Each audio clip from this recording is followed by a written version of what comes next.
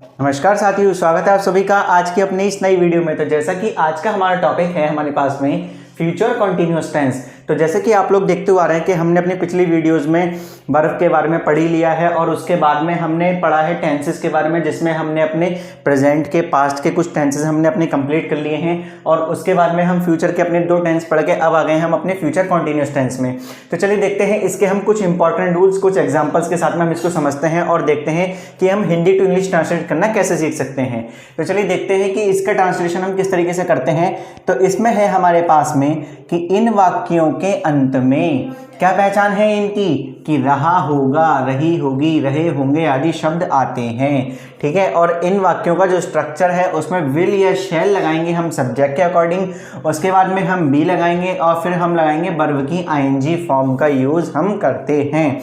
और इन सेंटेंसेस को पढ़ने से हमें कैसा प्रतीत होता है? हमें ऐसा प्रतीत होता है कि ये जो काम है ये हमारा आने वाले समय में चल रहा होगा, यानी हमारा उस समय में ये काम हो रहा होगा। जैसे मैं आने वाले कल में आपको अंग्रेजी पढ़ा रहा होऊंगा या मैथ पढ़ा रहा होऊंगा या रीजनिंग पढ़ा रहा होऊंगा, ऐसे ही या हम किसी और टॉपिक पर कोई नई वीडियो बना रहे होंगे आने वाले हमारे फ्यूचर के टाइम में, मेरे पास में मेरा एक नया बोर्ड होगा जो कि मैं अपना सेटअप चाहता हूं। ठीक है, तो वो सब क्या होगा, मेरा फ्यूचर में होगा। ठीक है, और जैसे मैं आपको पढ़ा रहा होऊंगा तो ये क्या हो गया, ये मेरा फ्यूचर का कॉन्टिन्यूअस टेंस हो गया कि मैं फ्यूचर में ये काम कर रहा होऊंगा या आप या कोई थर्ड पर्सन वो काम कर रहा होगा।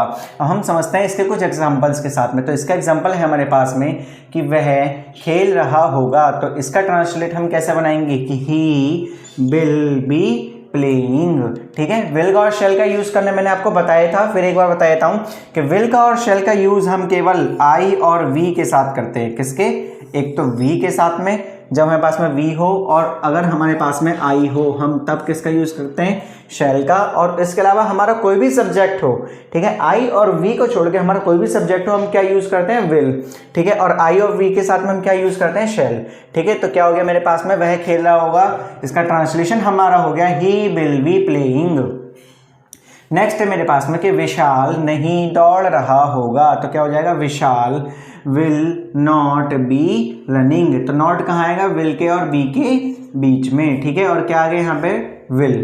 ठीक, क्योंकि हमारा जो सब्जेक्ट है वो किसी पर्सन का नेम है। ठीक है, ऐसे ही मेरे पास में नेक्स्ट है, क्या हम रामपुर नहीं जा रहे होंगे? तो क्या हो जाएगा? Shall we not be going to Rampur. ठीक, क्वेश्चन मार्क है, इंटरोगेटिव सेंटेंस है। तो ठीक, ध्यान रखना इन चीज़ों के। छोटी छोटी हमारी माइनर डिस्टेंस, मतलब जो हमारी छोटी छोटी माइनर मिस्टेक्स हो जाती है, तो इन चीज़ों को हमें ध्यान रखना होता है। ये हमारा पंक्चुएशन वगैरह का भी एक टॉपिक आता है, उसको हम आगे पढ़ाएंगे, उसमें हमें यही देखना होता है। ठीक है, और इसमें हमारा क्या हेल्पिंग वर्ब क्या हो गई, हमारी सब्जेक्ट से पहले आ गई शेल।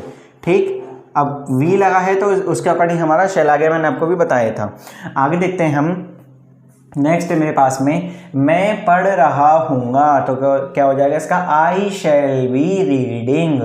ठीक, नेक्स्ट है हमारे पास में क्या वह खाना खा रही होगी। तो इसका क्या हो जाएगा? Will she be eating food. ठीक, क्वेश्चन मार्क है, इंटरोगेटिव सेंटेंस है, तो सब्जेक्ट से पहले हमने क्या लगा दिया? विल लगा दिया, और सब्जेक्ट के बाद में हमारी क्या आ गई? बी आ गई। ठीक, उसके बाद में ईटिंग यानी वर्ब की आईएनजी फॉर्म, और उसके बाद में हमारा ऑब्जेक्ट।